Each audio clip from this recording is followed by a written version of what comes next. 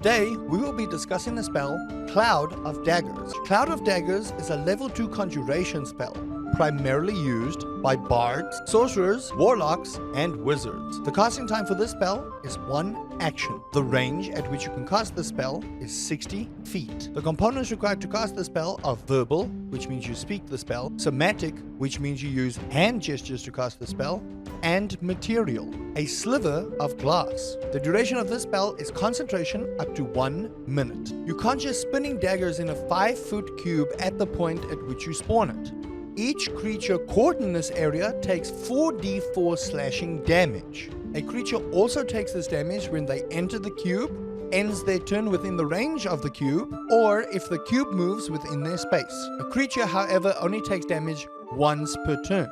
On your later turns, you can use a magic action to move the cube within 30 feet. Casting this at a higher spell slot than level 2 adds 2d4 additional damage. Now, Cloud of Daggers for a level 2 spell sounds like a minor inconvenience. However, 4d4 damage does help a lot in chipping away at the health of some of those larger creatures. And to be honest, a 5-foot cube of spinning daggers does not look very inviting for anyone caught in it.